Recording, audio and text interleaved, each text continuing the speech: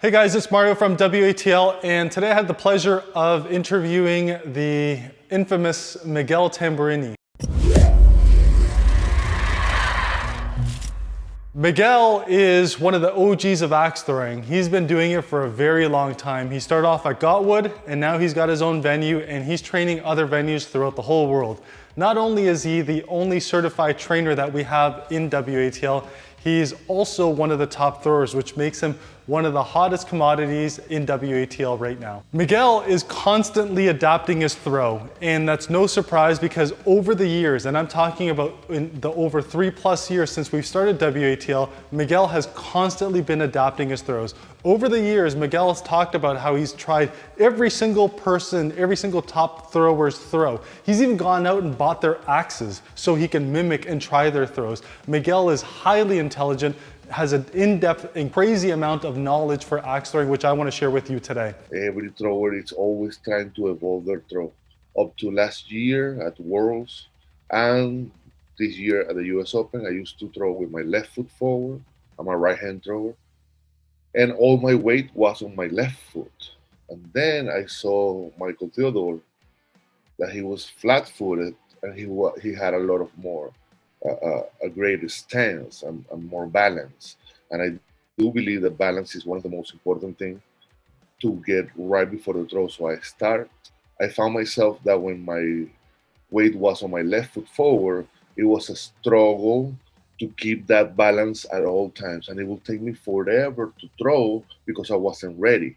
Now that I am putting my foot flat, I found my balance faster, and so that's what I'm doing right now. Left foot forward, flat-footed, very well balanced, almost like a basketball free throw. You'll notice that we have a common theme in these videos where we're talking about the leg placements, the hip downward placements, and then we talk about, the hip ups, including lining up how you go for a kill shot or for a bullseye. I basically do a technique that you do in martial arts so you can have a stand, a really well stand. Feet are like that, and I do like this. And then that's it. I don't know how else to describe it. These are my 2 feet, and I break it, and I'm like this. I lean a little bit towards the left because I know that naturally my body and my shoulder needs to have some sort of release. I do not go straight forward. I just move a little bit to the left, so my arm it's comfortable at the delivery. I have found this that it makes me more accurate on the sixes. And I'm also building a deeper relationship with my hatchet. I'm not changing axes like I used to do all the time. I just stick with one, and now I'm developing that relationship. I'm pretty happy with it. Like many other throwers, and this seems to be a common theme among the elite globally, Miguel likes to practice his kill shots more than he practices his bullseye. And I have found myself aiming just a tiny bit higher in order to have the same sort of curve. The flying curve of the hatchet is very similar to the bullseye, to the kill when I aim a little higher. Other than that, what I really change is the momentum of my legs because I flex my legs. Okay, so what I did is my throw, it's like a Canadian flick without the step.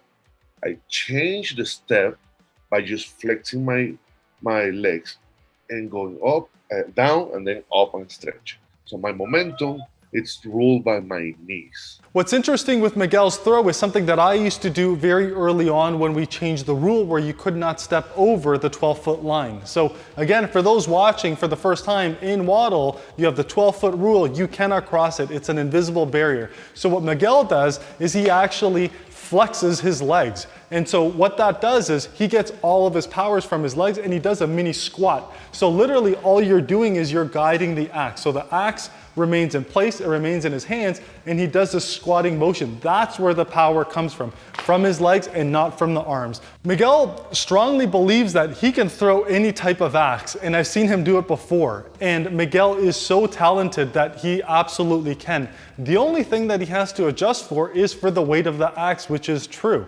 Now, some axes come in much heavier, so you have axes like the Corporal, or you have much lighter axes, maybe like the Generation 1s of the Ace of Spades, but effectively all that does is, all you have to do is you have to adjust the power in how you throw the axe, which determines the rotation, whether it over-rotates, whether it under-rotates, or whether you want to land flat with, say, the Butcher. This throw requires a lot of mental strength, and it requires a lot of focus. So it's more of a challenge, but it's very, very effective. So I'm willing to take that.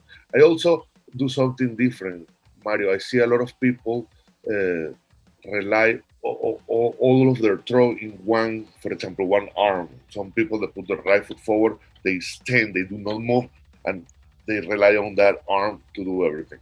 I kind of distribute everything on my throw, my hips, my legs, then my elbow, and then my flick, and the flick of my wrist. So sometimes, if I overdo my knees, I can still fix the throw by using this to try to fix the margin of error. And sometimes I do not use enough knee, then I fix it with a little more elbow. Because he uses his leg a lot, he's able to actually adapt his throw mid-throw if he feels something is off when you have that momentum.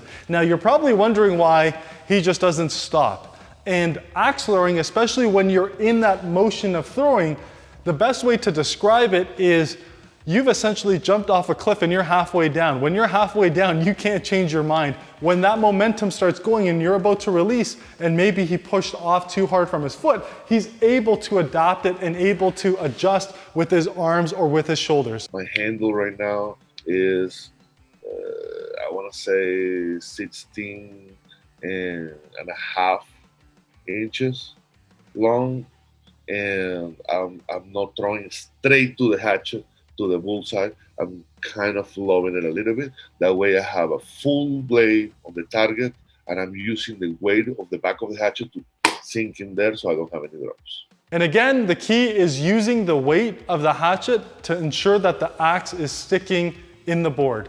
It's all about the weight in the hatchet for Miguel. The way that I grab my bow and my violin, it's a very natural and delicate grip. That's why my handles are not that thick. I wanted to have a grip that I will always be consistent on my grip, and I didn't want to, create a new one. So I'm basically grabbing my bow, my hatchet, like I grab a violin bow. Same thing. And now so what happened is that I put strength with my index finger and balance with my pinky, and then more strength with my thumb. And that's what I do. I call it the bow grip. For those at home who don't know who Miguel is, a lot of people in the community, I think almost everyone in the community knows who Miguel is. Miguel is considered by even the elite one of the top throwers in the world. He's consistently ranked either in the top 2 or 3 throwers globally in the leaderboards. Now, Miguel was only one match away from appearing in the World Championships last year. He actually ended up losing to Garrett Knighting, who appeared on ESPN. And nerves are a very real thing. Putting, a 5-foot putt to win, some sort of a championship. Whether it's taking the last and final free throw or the 3-point shot to determine the end of the game. Axe throwing is no different. And we're playing a game of millimeters, hitting that last kill shot to make sure you win that match, and then all of a sudden, you're now the world champion. These are very real things that people struggle with, and Miguel used to get down on himself a lot. Let's hear what he's got to say about how he shifted his mindset and how that's affected his game. I was practicing, and by myself, I was hitting 60s all day long, never missing a bullseye. And then at the tournament time, I was crumbling. So I started filling my head with positive language. I started seeing a sports psychologist, and that's how I did those really good winter seasons 2020 and 2021. It's because positive language. I'm repeating positive language since the moment I release until the moment I pick it up and go back. Positive language. It's just another bull. It's just another kill. That positive language has allowed me not to have any negative language in my head. And about the breathing, I'm a strong believer that you have to synchronize your throw with your breathing. That way, the same amount of air is in your lungs and in your body when you throw. So what I do is well, here's the deal. On a tournament time, your heart rate is gonna go super fast. So I do a couple of exercises to slow down the heart rate. And once I slow it down, then I synchronize it with my throw. Now, some of the key takeaways is similar to some of the other axe throwers is go in there and have fun. Don't take it seriously, but not too seriously. Make sure you're in there having a great time and enjoying yourself. Sylvester Stallone, yeah, like when they do it, I don't have anything like that. Sometimes when I get a little nervous and I'm in my head, I start dancing. That helps me. I know it's weird, but that way I lose my shoulders are more relaxed and I start. I remember against Ryan Smith, my first game was a mess. And then I realized, like, why am I so nervous? And I started dancing in between throws after his throw. And then I started relaxing more. And then, I took the second and then he took the third. Like similar sports, and I like to compare axe throwing almost to the PGA Tour, where you do have these elite throwers and household names that people know, but there's also about 20 to maybe 40, 50 golfers that the average person at home does not know, but the other PGA players do know, and they know them as an elite thrower. All it takes is momentum. And like any other sport, if someone's got that momentum that weekend and they're on fire, they're unstoppable and they could be that next world champion. So while a lot of the practice happens beforehand, similar to any other sport, Michael Jordan, Tiger Woods, a lot of the practice happens before that. Someone else could simply just be on that weekend. And momentum plays a big sport. Sometimes you get it, sometimes you don't. And Miguel talks about that and recognizes it. You have to remember, yellow pine and dog fur, the era before cottonwood, the era before really tiny profile axes, I used to practice a lot. We're talking about 1,000 throws, 1,500 throws a day, game after game. So I was working 65 hours a week. I go with that throwing, close at midnight or at 1 a.m. and then practice until 3 a.m. every single day, and then going live. So everybody sees me. Hey, what are you doing? You're sleeping? I'm practicing. Oh, you're having dinner? I'm practicing. Oh, you're in the movies? I'm practicing. And I think that, it paid off, eventually start paying off. But now I practice completely different. As you very well know, now, owning my own venue and doing these trainings, I barely have any time to do the same. But what I'm doing, I'm practicing, I call it cold practice. I relax, I stay in front of the target. I throw 50 throws. I make every single throw work, and then I throw to put the hatchet in the table, and I wait 15 minutes. I work in something else. Then I grab it again. I do 50 throws, and that's a lesson that I learned in the U.S. Open 2019. That there was so many throwers, and with the old bracket, it was like 45 minutes in between games. So what I do is that I'm always ready to throw my best peak performance out of the blue, out of nothing. Sometimes I'm driving and running errands. I'm stopping by the shop. Let me quick 50 throws, 64. All right, let's go. Boom.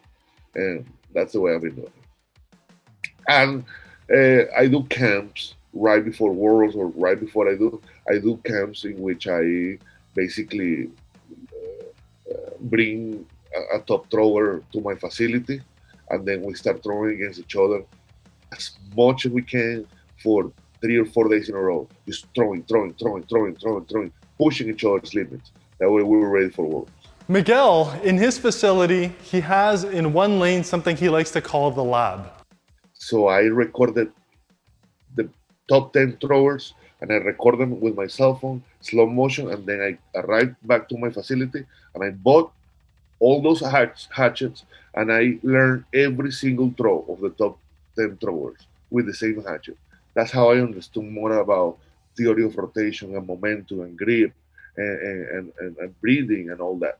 So what I do now is that when Nate, for example, is at my facility, I record him in slow motion and analyze his throw. I analyze where he's going to a left or to a left or to a right, and then we start, move your hip to the left and see how it affects your throw. And so far, that's what has been working a lot. Nate he's a beast, man. Miguel has some key takeaways that he wants to leave you with. One of them is, It's in your mind, guys. If you know how to throw a bullseye and you can throw a kill, all you need to do is repetition. Do the same thing. Create your process. Once you create your process, it's all in your mind. You have to start trusting yourself. You have to start believing in yourself. You have to not care who you're going against. It does not matter. Last name don't matter. On a tournament, your average does not matter. You just go there and you do your best. Have fun. Do not worry about who you're throwing against. Trust your process. Create a process that you can trust. That if you do something wrong, you know who has the liability, who made the mistake. Was it my wrist? Was my elbow? And fix it. And remember, not every single lane out there is going to be the same. So do not get used to being a one trick. Just make sure that you understand how your hatchet behaves in different type of environments, and make sure how your throw behaves when you're throwing in sand, when you're throwing on a polished floor, when you're throwing on wood, and different type of wood. So create your process, trust your process, but make sure you understand the true core of your throw, and especially have fun.